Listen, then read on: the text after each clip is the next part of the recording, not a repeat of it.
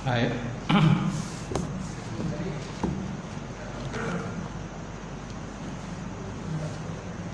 Jantan basah. Basah aja robek. Baik, kita buka majlis kita dengan sama-sama membaca kitab ila hadratin Nabi Muhammadin Mustafa Rasulullah sallallahu alaihi wasallam wa alihi kiram ashabul izam syai'ul lahumul fatihah. A'udzu billahi minasyaitonir rajim. Bismillahirrahmanirrahim. Alhamdulillahi rabbil alamin. Ar-rahmanir rahim. Maliki yaumiddin. Iyyaka na'budu wa iyyaka nasta'in. Ihdinas siratal mustaqim. Siratal ladzina an'amta 'alaihim ghairil maghdubi 'alaihim waladdallin.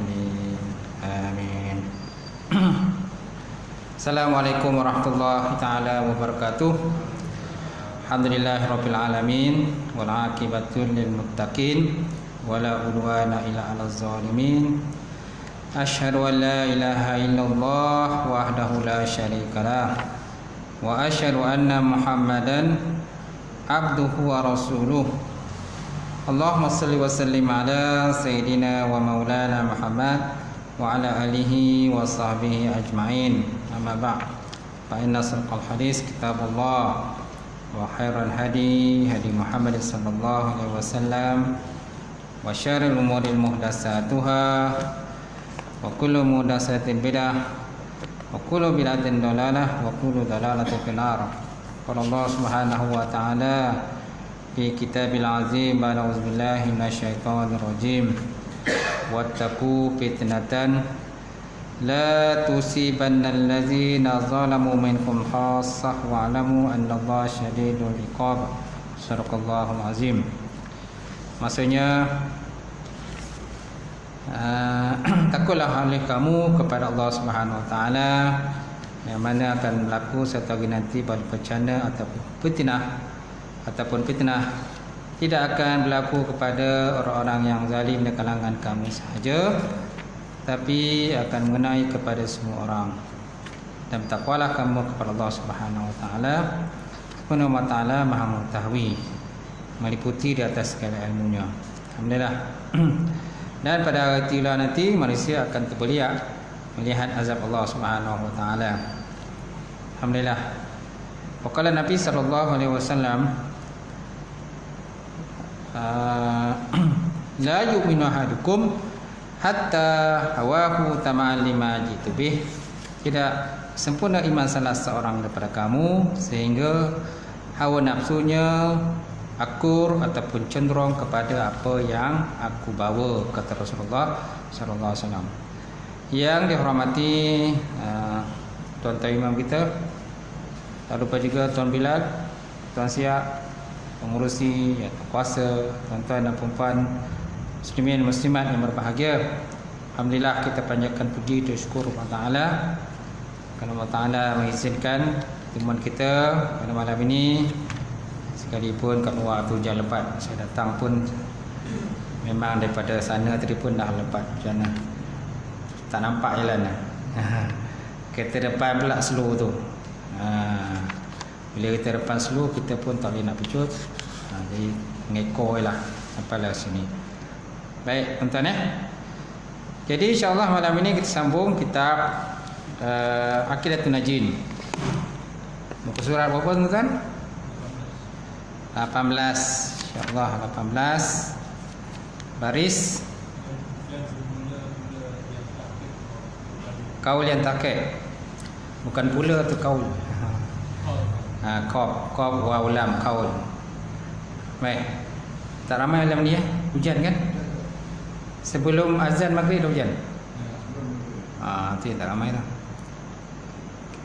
Tak apalah, kita teruskan ya. InsyaAllah. Berapa orang yang ada ni, saya rasa lebih juga daripada 10. InsyaAllah. Mungkin akan datang sampai lagi. Jangan pun dah mula berhenti insyaAllah. Jadi kita sambung kitab kita. Qala musannifu rahimahullah ta'ala wa nafa'ana bi ulumihi bi darin amin. Dan bermula kaul yang tahqiq. Kaul yang tahqiq bahwasanya qadim dan azali itu satu makna, dia kata. Bermula kaul ni pendapat lah. Tahqiq ni mana kuat. Kaul kuat. Bahawasanya qadim dan azali itu satu makna. Kerana ada orang membezakan qadim lain, azali lain. Jadi adakah qadim dan azali ini benda yang berbeza? Ada perbezaannya, dan ada juga pendapat menyatakan benda sama je qadim. Kan biasa kita dengar sejak azali kan. Sejak azali dah tertulis. Sejak orang kata di Lauh Mahfuz dah tertulis. Ataupun sejak zaman qadim lagi lah. Qadim sebenarnya tak zaman pun. Sejak qadim lagi dah benda tu dah tertulis. Dia akan berlaku juga. Dan iaitu barang yang tiada awal baginya wujudi, ada ia ataupun adami. Dan iaitu barang yang tiada awal baginya wujudi, ada ia ataupun adami. Berdiri ia dengan sendirinya. Berdiri dengan sendiri, ada ia. Iaitu seperti dengan zat, sama seperti zat, atau tiada seperti sifat Allah Subhanahu Wa Taala. So sama ada dia zat ataupun sifat Allah Subhanahu Wa Taala, maka ianya dikatakan sebagai qadim ataupun azali. Maka sekalian sifat Allah Taala itu qadim sekaliannya. Sama ada sifat nafsiyah ataupun ma'ani, ataupun manawiyah ataupun salbiyah. Lagi azali. Khilaf bagi sa'an. Ini sarang ulama lah. Ulama dalam tauhid ni namanya Sa'ad. Nama sebenar saya tak pastilah, tapi dia kata Sa'ad. Dia kata khilaf bagi Sa'ad. Sa'ad berkata qadim itu tiada permulaan bagi wujudnya, dan azali itu barang yang tiada permulaan baginya, sama ada ianya wujudi ataupun adami. Sama ada dia bangsa wujud ataupun bangsa adami. So mana kat situ dia kata ada beza. Qadim lain, azali lain. Tapi kaul yang tahqiq, kaul yang kuat menyatakan qadim dan azali benda yang sama je.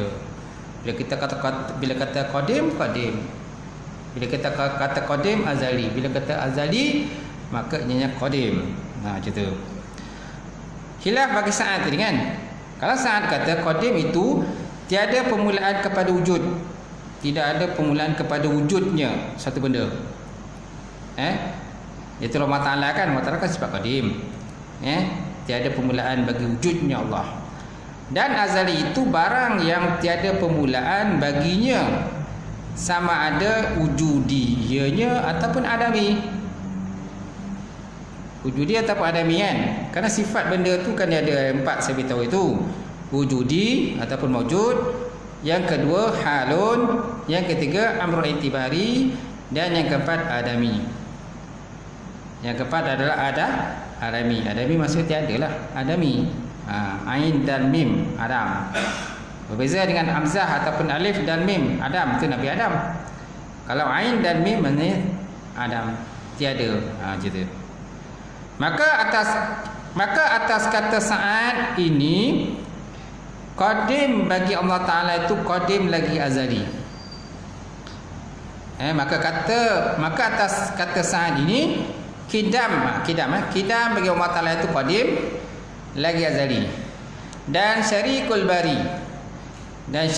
bari itu azali juga, tiada dikatakan qadim. Syarikul bari maksudnya maksudnya Allah Ta'ala itu daripada perkongsian. Maksudnya Allah Ta'ala daripada bersyarikat. Syarikul bari kan nama Allah, bari nama Allah, syarik itu perkongsian kepada Allah, nama Allah tadi. Sedangkan Allah Ta'ala tidak perkongsian. Syarikul bari. Dan azali itu dan syarikul bari itu azali juga, tiada dikatakan qadim. Maka azali itu umum dan qadim itu khusus, dia kata. Jadi bila sebut azali, mana dia adalah mana itu umum. Umum mana lagi luas lah pembahasan tentang azali. Sedangkan qadim adalah khusus. Dia spesifik sikit kan. Dia kecilkan benda tu. Kalau azali ni besarkan benda tu. Okey. Dan qadim itu khusus atas kaul Sa'ad ini ialah kaul yang dhaif. Tapi kaul Sa'ad ini kaul yang dhaif, dia kata. Kerana Sa'ad kata tadi ada perbezaan kan, perbezaan antara qadim dengan azali. Macam tu. Tapi bermula kaul yang tahqiq kata tadi, kaul yang tahqiq, kaul yang kuat menyatakan bahawa qadim dan azali benda yang sama. Faham kan tuan? Itu beza qadim dengan azali. So mana tidak ada perbezaan lah. Tapi kalau ikut pada Sa'ad tadi ada perbezaan. Dia ada perincian lagi. Baik. Kemudian ketahui olehmu bahawasanya qadim itu ada 3 bahagi. Kemudian qadim pula tuan-tuan ada 3 bahagi. Qadim mana qaf dal ya mim qadim. Bermakna qadim sedia. Sedia itu pula terbagi pada 3. Pertama qadim hakiki, iaitu qadim bagi zat Allah dan segala sifatnya dan juga segala asma-asma'nya ataupun segala nama-nama Allah Subhanahu wa taala. Itu dikatakan sebagai qadim hakiki. Qadim ataupun sedia yang berbangsa hakiki ataupun hakikat. Iaitulah qadim bagi zat Allah, kerana zat Allah Taala itu qadim, segala sifat Allah Taala pun qadim dan segala asma nama-nama Allah Taala pun qadim. Qadim. Sedia. Kemudian kedua qadim zaman ataupun qadim zamani. Yang ini lama masa ataupun lama zaman, seperti yang telah lalu sebutnya. Ditabit akan dia sekurang-kurangnya setahun. Jadi sekurang-kurangnya qadim zamani sekurang-kurangnya ialah tempoh masanya setahun. Tempoh masa setahun. Kan disebut kat atas hari itu kan di baris ke berapa tuan-tuan? Kan ada kat atas tu. Dia kata dan didabit. Dan adapun qadim pada hak Allah Taala dan adapun qadim pada yang lain daripada Allah Taala itu seperti mereka itu, seperti kata mereka itu binaan itu qadim. Binaan itu qadim, maka maknanya panjang masanya. Mana tempoh umur binaan tu tempoh dia lama. Contohnya apa tadi? 100 tahun kan? Ataupun setahun, 20 tahun dan sebagainya. Dan didapit panjang masa itu ialah setahun, kata. Setahun maka dikatakan sebagai qadim. Maka apabila berkata ia tiap-tiap barang yang ada ia yang qadim daripada hambanya, nescaya mereka itu merdeka. Maka merdeka orang yang ada baginya di sisi itu setahun. Jadi sesiapa yang umurnya qadim, maknanya umur dah setahun, okay? Dah setahun tempoh masanya dia jadi hamba, maka hamba tadi dia kira merdeka. Dia kira merdeka. Macam tu. Faham kan? Itu yang atas tadi, itulah perbahasan dari itu. Baik, kemudian tuan-tuan, bermula qadim hakiki itu iaitu tiada harus dikatakan yang lain daripada Allah. Jadi penggunaan kata qadim hakiki tiada harus dikatakan bagi yang lain daripada Allah. Jadi hanya pada Allah Ta'ala saja yang sesuai, yang boleh kita gunakan penggunaan perkataan qadim hakiki. Sedangkan untuk hamba tidak boleh gunakan perkataan qadim hakiki. Maka barang siapa mensabitkan bagi yang lain daripada Allah itu qadim hakiki, maka iaitu kufur ataupun kafir, seperti golongan falasafah yang mengiktikadkan bahawa qadim falakiyah ataupun anasir. Seperti golongan falsafah dia mengiktikadkan bahawa falak ni untuk gugusan bintang-bintang ni semua, bintang-bintang di langit, falakiyah. Jadi mereka kata qadim, dia kata. Kemudian dia kata anasir. Anasir ni seperti angin, batu, kayu dan sebagainya. Maka dikatakan sebagai anasir. Maka anasir pun dia kata sebagai qadim. Ini salah lah, tak betul lah. Kerana penggunaan qadim hakiki tak boleh digunakan untuk falakiyah, alam yang di orang kata di angkasa raya, ataupun penggunaan kepada anasir. Anasir inilah seperti angin, kayu, batu, air dan sebagainya. Dikatakan anasir. Baik, kemudian tuan-tuan,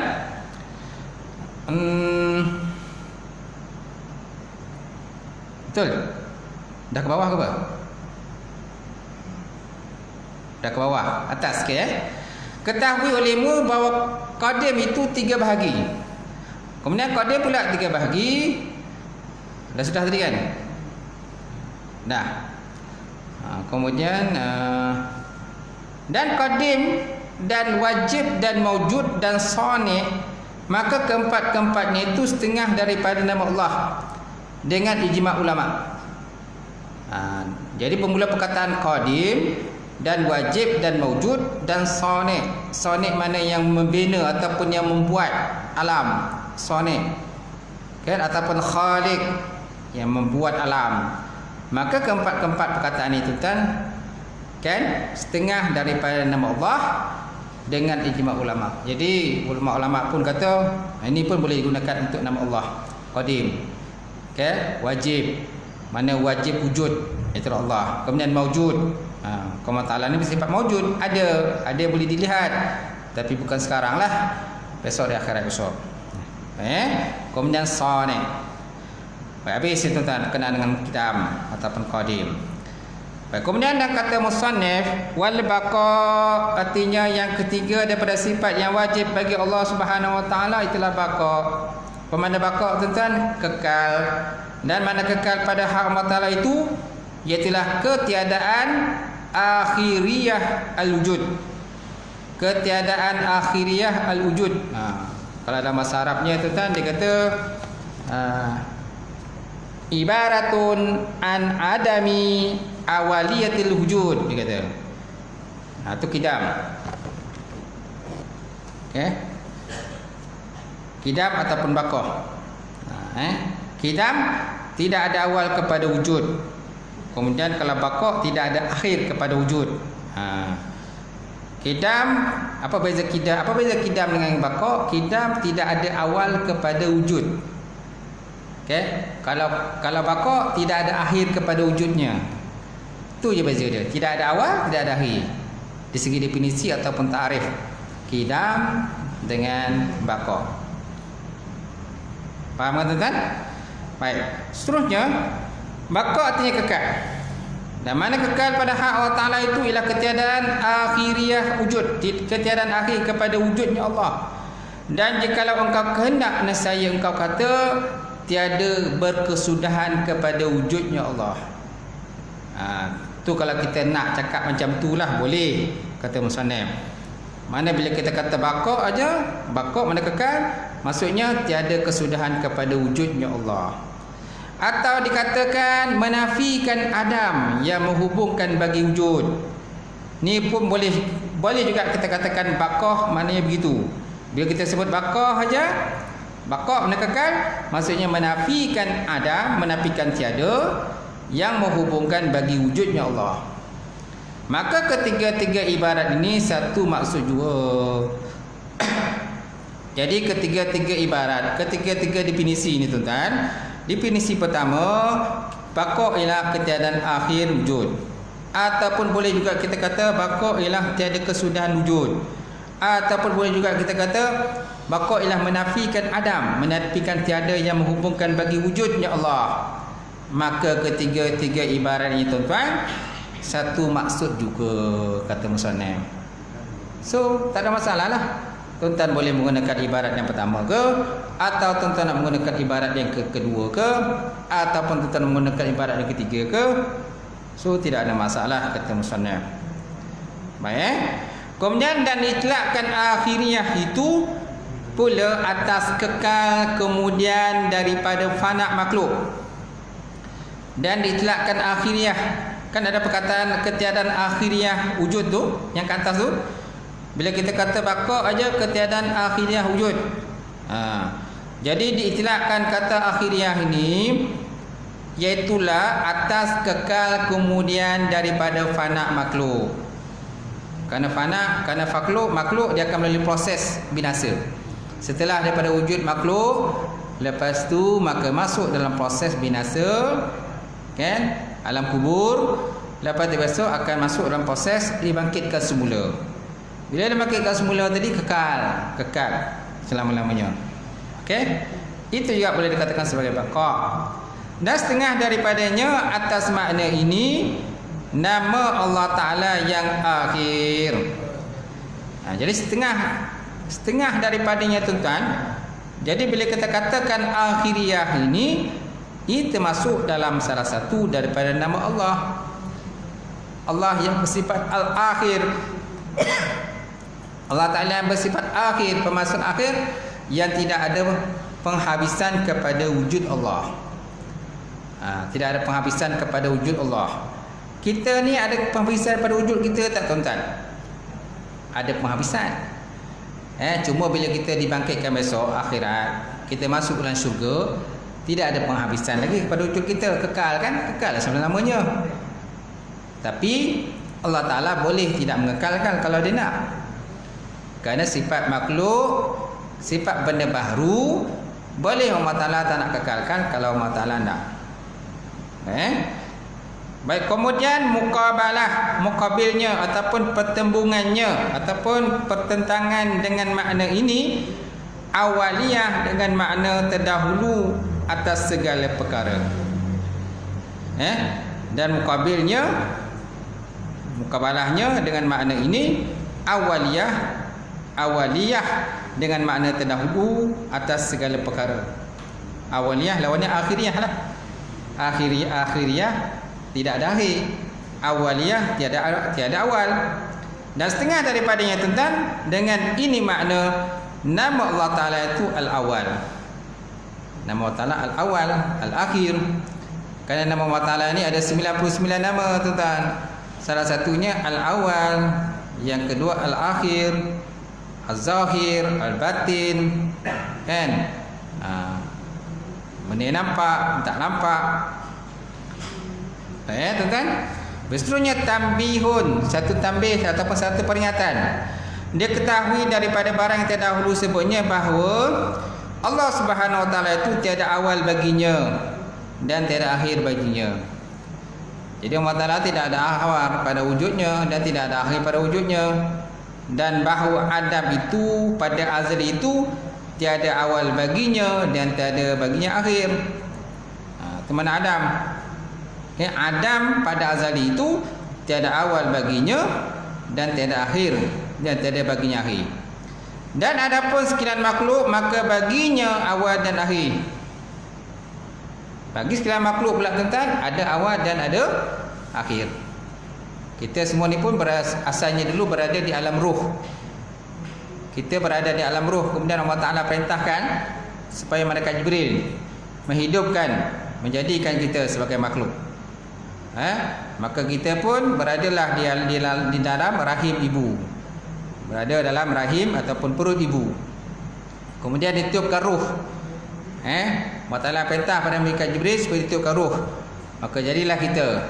Akhirnya kita membesar dalam perut ibu.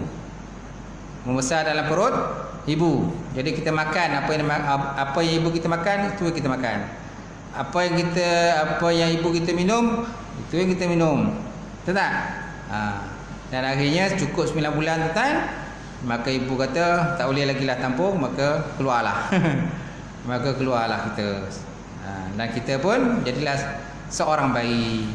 Dah jadi seorang bayi, maka kita pun membesar. Menyusu kan? Menyusu selama 2 bulan, selama 2 tahun. Kemudian dah putus susu, maka kita pun membesar. Daripada kata menyarap, berjalan jatuh semua kan? Akhirnya kita pun boleh berjalan. Kan? Lepas tu sekolah tadika, sekolah menengah, sekolah rendah, sekolah menengah. Sampailah kita jadi tua ni. Dah otai kan? Dan sekarang ni semua dah otai-otai ni. Dah bercucu cicit dah. Dia tanya, tuan, berapa dah cucu? 20 dah ustaz. Oh, dah 20. Kan? Alhamdulillah tuan. Ramai cucu kan 20. Cicit? Cicit adalah 10. Apa cicit apa? Oneng-oneng. Oneng-oneng apa pula? 5. Lepas oneng-oneng? Mantap. Adalah dia punya tu kan, generasi tu. Nampak tak? Piut. Bila kita dah umur dah meningkat kan, kita pun puas nak ingat kan? Dah ingat cucu tu nama sesuatu memang tak ingat lah. Ingat rupa je. Tapi nama memang tak tahu. Apalagi zaman sekarang tu kan, anak-anak kan, dia nama panjang-panjang. Panjang nama mak ayah bagi. Kita menyebut pun kan susah. Kita dulu mana senang je. Atan, Abu, Ahmad kan. Senang nak sebut kan? Baik. Baik, kemudian dan segala nikmat syurga dan azab neraka ada baginya awal dan tiada baginya akhir. Nampak? Jadi segala nikmat syurga dan azab neraka tuan-tuan ada baginya awal dan tiada bagi akhir. Maka tiap-tiap daripada keduanya itu kekal, tiada, tetapi pada syarat tiada pada akal. Kerana pada akal harus ada keduanya. Mana dari sudut akal kita boleh Allah Ta'ala itu menghapuskan syurga dan juga boleh menghapuskan neraka. Tapi disebut syarat bahawa dalam Quran sebut surga dan neraka itu kekal. Surga dan neraka itu kekal. Tapi di segi akal kita kan boleh Allah Ta'ala membinasakan syurga dan boleh membinasakan neraka mengikut apa yang Allah Ta'ala kehendaki. Dan masalah Allah Ta'ala itu tiada menerima fana sesekali, tiada pada syarak dan tiada pada akal. Maka segala bahagi itu 4. Jadi maka segala bahagi itu 4 lah semuanya. Pertama tadi apa? Bahawasanya Allah Ta'ala itu tiada awal baginya dan tiada akhir. Itu yang pertama. Yang kedua, bahawa Adam kita pada zalim tiada awal baginya dan baginya akhir. Yang ketiga, sekalian makhluk maka baginya awal dan akhir. Dan yang keempat, segala nikmat syurga dan azab neraka itu ada baginya awal dan tiada baginya akhir. Nampak tak? So mana ada berapa tuan-tuan? Ada 4 pecahan. 4 pecahan di sebelah sinilah. Berkenaan masalah awal akhir ni semuanya. Baik, kemudian kita masuk sifat yang wajib Allah Ta'ala seterusnya, iaitulah kata musannaf mukhalafatuhu ta'ala lil hawadis, bersalahan Allah Ta'ala bagi segala yang baharu. Ini sifat yang wajib bagi Allah yang keempat. Mukhalafatuhu ta'ala ni wal hawadis ni termasuk dalam sifat salbiah.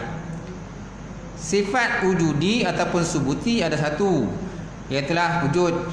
Kemudian sifat salbiah ada berapa tuan-tuan? Ada 5. Qidam, baqah, muhalafatu ta'ala al-hawadis, qiyamu ta'ala bi nafsi wa daniyat. Ini sifat salbiah. Kemudian sifat ma'ani ada 7. Qudrat, iradat sampailah kepada kalam. Kemudian sifat manawiyah ada berapa? 7 juga. Mana kaunu ta'ala qadiran, muridan sampailah kaunu ta'ala mutakalliman.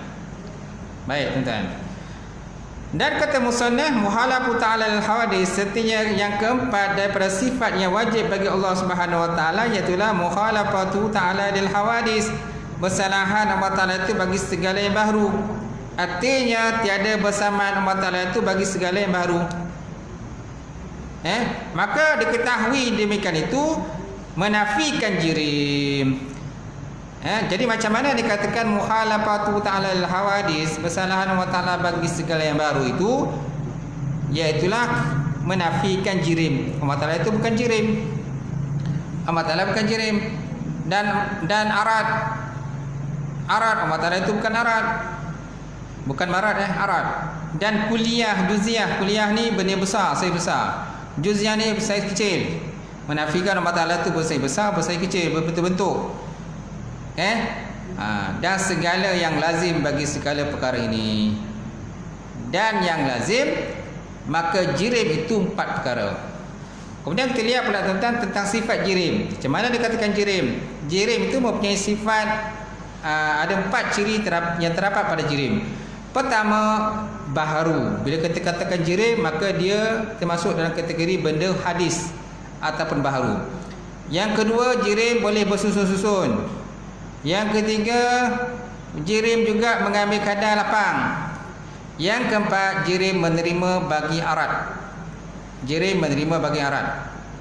Arat tu kan? Arat, ain rada mana arat? Arat seperti kiri, kanan, atas, bawah, belakang, kan? Bulat, lonjong. Okey? Saiz, bentuk dia. Itu dikatakan arat lah. Jadi jirim biasanya menerima akan arat, sifat-sifat yang ada pada jirim. Kemudian jirim istilah sifatnya baharu pertama tadi. Kemudian jirim pula dia boleh bersusun-susun. Kemudian jirim pula mengambil kadar lapang dia. Contohnya meja mengambil kadar lapang meja ni. Bila meja dah duduk kat sini, tak boleh lagi benda lain duduk kat situ. Macam cikgu bakar dia duduk kat situ. Kalau cikgu bakar dah duduk situ, ada tak orang lain boleh duduk kat situ? Tak boleh. Kan? Nanti akan ditendang oleh cikgu bakar. Kan? Kalau nak duduk pun sebelah dia. Depan dia ke, sebelah dia, kiri kanan ataupun belakang. Duduk kat dia, kat tempat dia duduk tak boleh. Kerana apa? Kerana cikgu telah duduk di tempat itu yang telah mengambil kadar lapang cikgu lah. Kadar lapang kita. Bila kadar lapang kita dah kita isi, so orang lain tak boleh mengisi lagi pada tempat kadar lapang kita. Itu dikatakan jirim. Lainlah kalau kita ni bukan jirim, halimunan. Kalau kita ni halimunan, boleh tak orang duduk kat tempat kita? Boleh kan? Sebab halimunan. Tak boleh dirasa. Tapi benda tu wujud, ada. Tapi tak boleh rasa, tak boleh pegang. Jadi orang boleh mengambil akan tempat kita, kadar lapang kita. Kerana kita ni halimunan saja. Makhluk halus. Baik, kemudian dan yang lazim bagi arat itu 4 perkara. Pertama, ketiadaan berdiri dengan sendirinya. Ini sifat yang ada pada arat. Arat ni pertama, ketiadaan berdiri dengan sendirinya. Dia tak boleh duduk sendiri. Dia mesti menumpang pada orang lain. Sifat arat mesti menumpang pada orang lain. Tinggi, rendah, atas, bawah dan sebagainya. Bentuk bulat, coklat, warna coklat. Okey? Warna ni hitam. Jadi warna hitam ni duduk pada speaker, pada mikrofon ni kan. Coklat duduk pada meja ini. Boleh tak kita tukar warna lain, cikgu? Selain pada coklat? Boleh. Tapi sifat ataupun jirim ini ataupun meja ini tetap kekal. Meja ini tetap ada lah. Cuma kita boleh tukar bentuk kepada orang lain. Cat lain lah warna, tapi tetap juga meja. Meja tetap meja, bentuk tetap sama, tapi warna ini telah bertukar. Okey? Baik, kemudian yang kedua, wajib berdiri dengan yang lain. Jadi bila katakan sebagai arat, arat, jadi dia mesti berdiri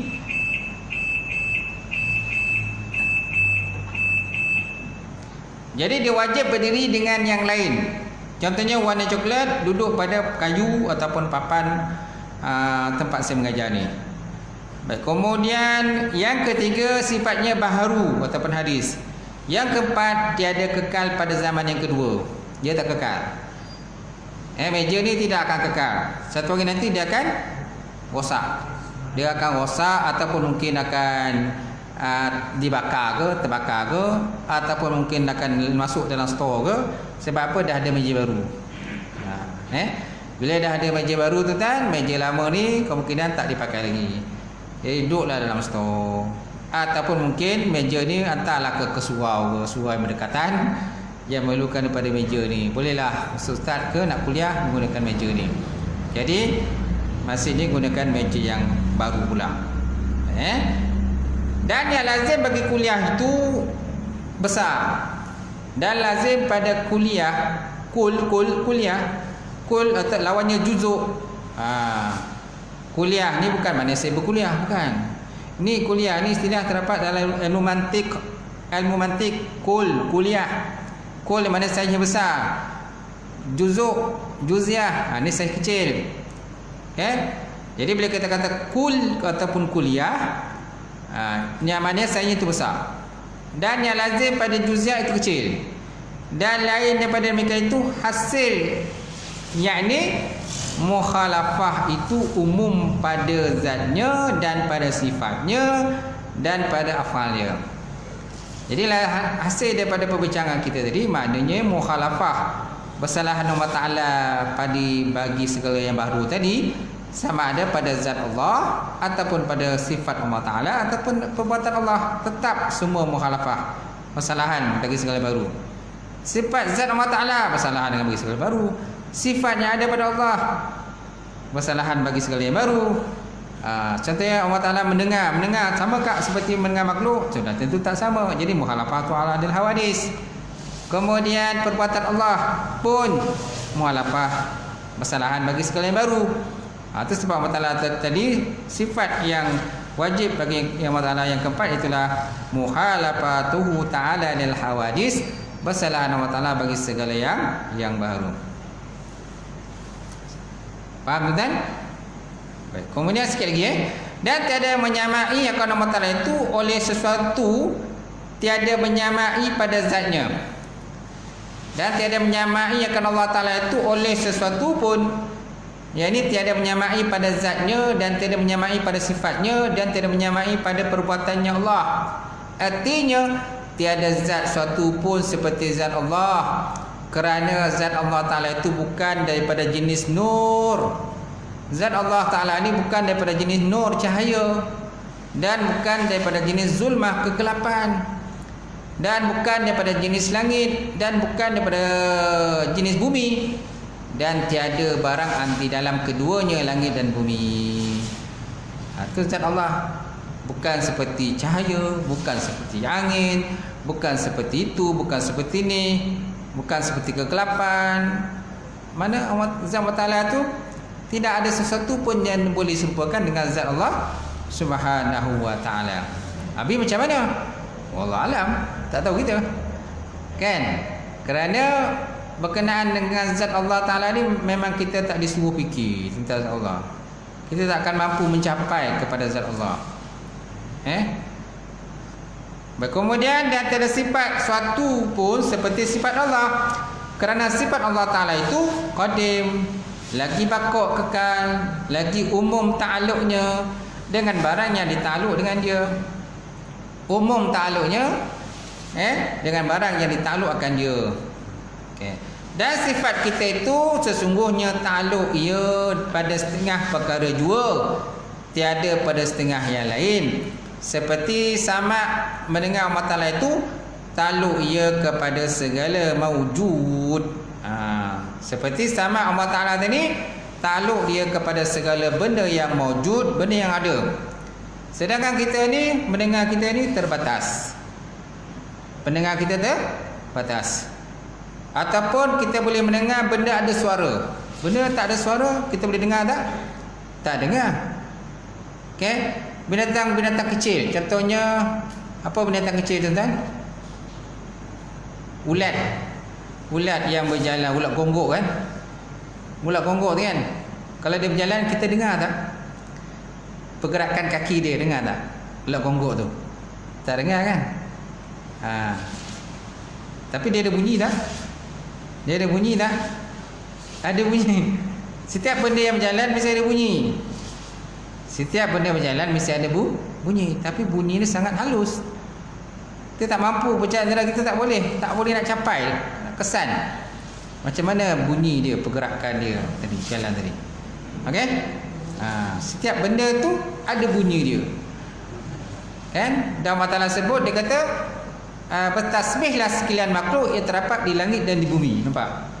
Mana sekian makhluk di langit dan bumi semuanya bertasbih. Bertasbih kepada Allah Ta'ala. Dan kita pun tak tahu macam mana tasbihnya. Yang tahu ialah Allah Ta'ala saja. So maknanya binatang-binatang pun bertasbih. Ulat gonggok ke, lipat ke, apa sebagainya kan? Mereka pun bertasbih tu kan. Tapi kita tak dapat mendengar. Tak boleh nak dengar tasbih dia, macam mana bentuk dia. Tapi Allah Ta'ala dengar tak? Dengar. Kerana sama yang ada pada Allah Ta'ala tadi, ta'aluk ia kepada benda yang segala yang mawujud. Segala benda wujud, Allah Ta'ala tahu. Dan sama kita ta'aluk pada setengah jua. Dan tiada pula af'al sesuatu itu seperti af'al Allah, perbuatan Allah. Kerana af'al ataupun perbuatan makhluk itu tiada dapat memberi bekas, hanya iktisab. Iktisab mana usaha jua, tiada qasad jua. Dan af'al perbuatan Allah Ta'ala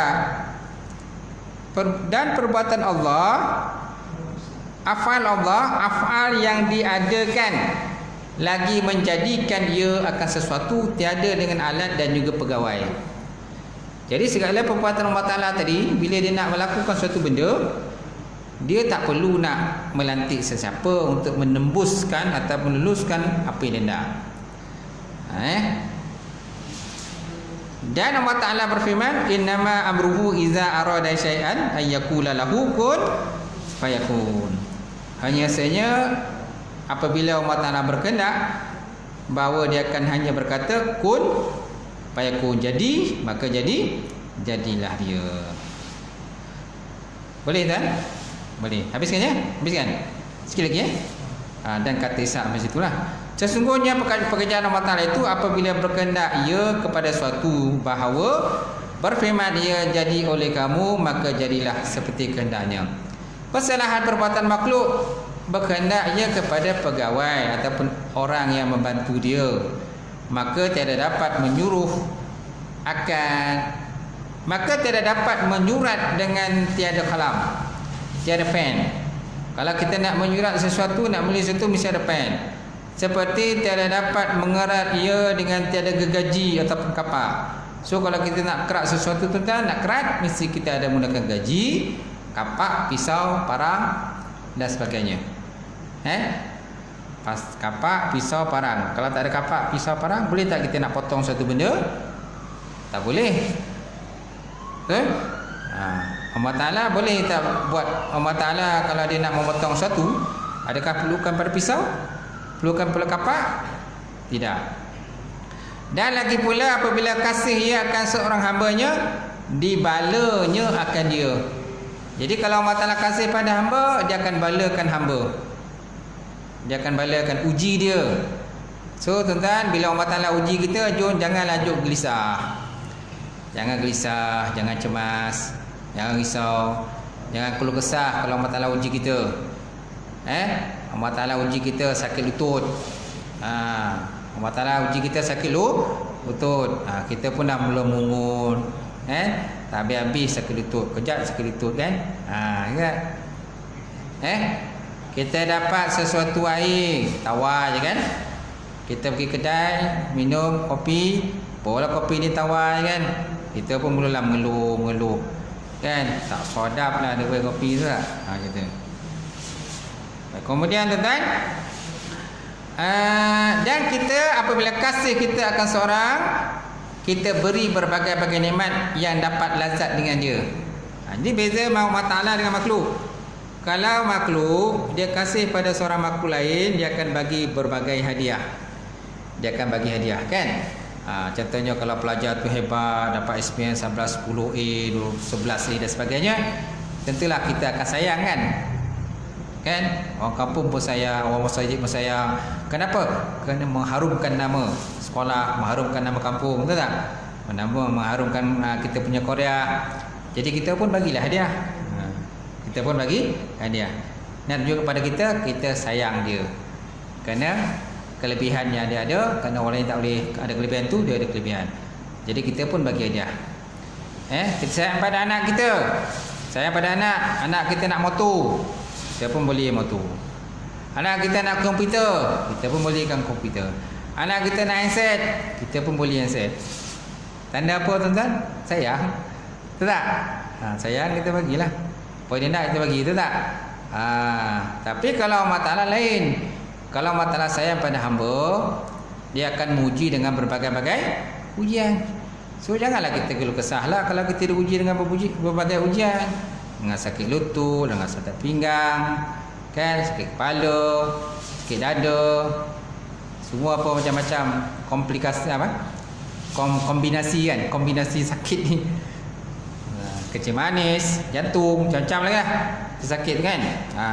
Jadi kita janganlah mengeluh kesah. Itu semua adalah tandanya Allah Ta'ala sayang kepada kita. Jadi Allah Ta'ala nak uji kita. Baik Dan kata Ishaq bin Rahawiyah. Sampai situ tuan-tuan. Wallahu a'lam bissawab. Wa ilaihi marji'un.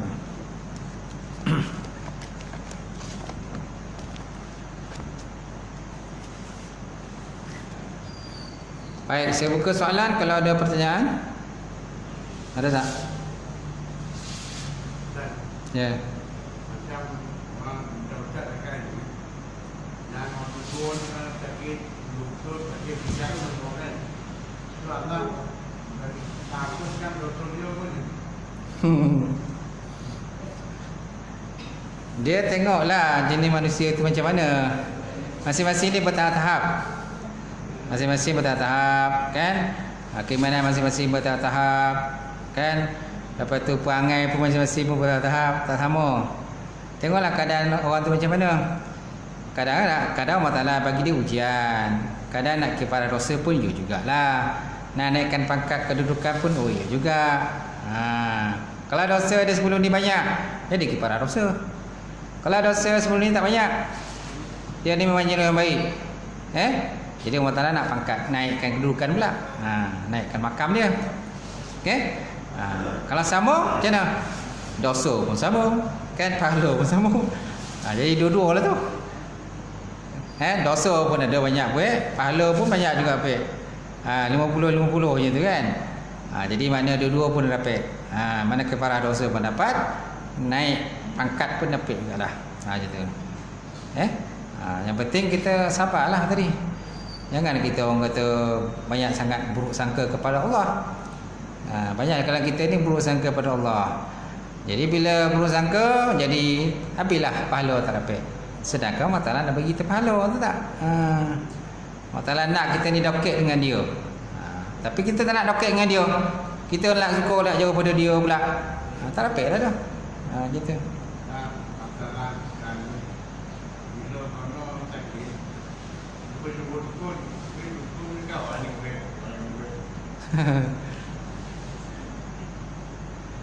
Jangan jumpa dukun. Dukun memang biasalah macam tu. Dukun dia hanya meramal aja. Meramal kan, dan dukun ni biasanya lah kita faham lah kalau dukun kan dia hanya menerima berita-berita. Kan syaitan menerima berita daripada langit. Syaitan menerima ataupun mencuri-curi berita daripada langit. Lepas tu syaitan pergi kepada dukun-dukun dan membisik-bisikkan pada dukun terhadap apa yang berlaku kepada si fulan bin si fulan. Lepas tu ditambah-tambah lagi benda-benda yang batil, benda-benda yang tak elok ditambahkan lagi. Jadi orang ataupun pesakit tadi pun percayalah. Percaya apa yang dia cakap tadi. Macam tu. Dan Nabi berkata barang siapa yang pergi jumpa bomoh ataupun dukun, Allah Ta'ala tidak akan menerima sembahyangnya selama 40 hari. Masya Allah, 40 hari tak terima. Sebaiknya janganlah pergi. Carilah orang kata perubatan alternatif, perubatan Islam dan sebagainya. Dia kalau yang pertama tu pergi ke hospital dulu. Kalau dah hospital kata memang kita pun tak boleh nak buat lah, dia kata tak boleh buat lah. Kerana hospital ni dia akan rawat penyakit yang bentuk fizikal aja. Jantung yang jantung bentuk yang fizikal kan. Walaupun dalam badan kita tu, walaupun badan jantung tak nampak badan kita, tapi dia tetap fizikal. Benda yang boleh dirasa pegang kan. Macam tu jantung. Okey. Hospital doktor dia hanya boleh buat itu je. Tapi dalam bentuk spiritual ni doktor tak boleh buat.